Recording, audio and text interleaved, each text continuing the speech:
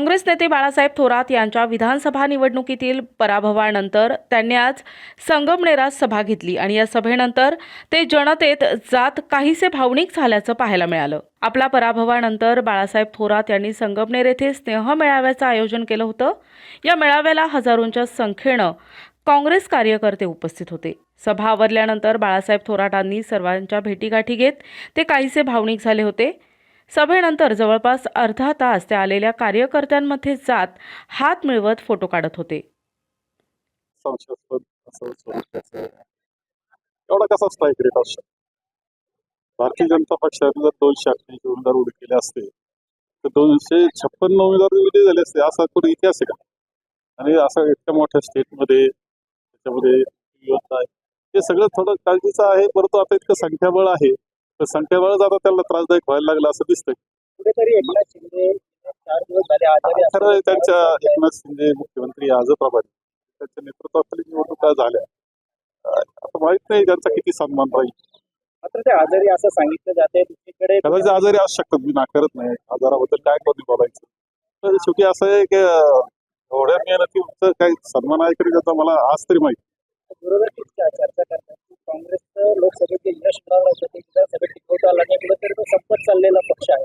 नाही, असं होतं 3 महिन्यामध्ये आमचं यश होतं, 3 महिन्यात एकदम गेलं, त्याची कारणं वेगळी, त्यामुळे तसं होणार नाही। काँग्रेस आम्ही काम करत राहू।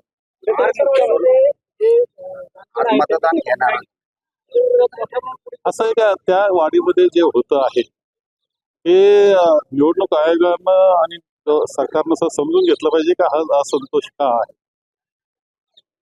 जर समजून घेतलं तर ठीक, नाही तर महाराष्ट्रामध्ये पेटत जाणारं आंदोलन दिसतंय मला काही काळात।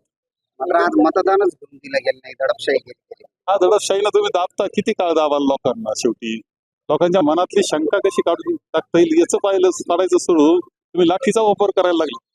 राजस्थान असेल किंवा मध्य प्रदेश, त्या ठिकाणी अनेक नावं मुख्यमंत्री पदाच्या शर्यतीत एक नंबरला होती। अचानक नवीन नावं समोर आली। महाराष्ट्रात सुद्धा असं काही घडेल असं वाटतंय? तुम्ही अनेक वर्ष राजकारणात आहात। भारतीय जनता पक्ष आहे, त्यामुळे मी काही सांगू शकत नाही, त्यांचंच त्यांना सांगता येईल। निवडणूक आयोगाने बैठकीला बोलून काय होतं, समाधानकारक? नाही, मला माहित नाही काय झालं, मी कार्यक्रमातच होतो, माहिती घेईल आज संध्याकाळी।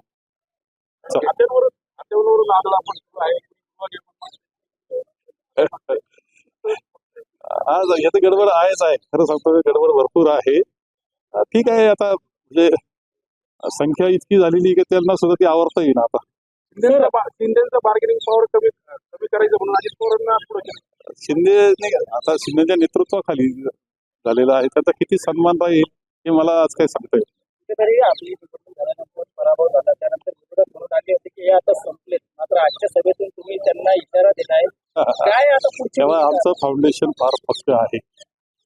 थोडे हल्ला असेल एखादा काम म्हणून फाउंडेशन काही पक्कच आहे, थोडंफार असतील दुरुस्त्या करू आणि कारणमीमांसा करावी लागेल।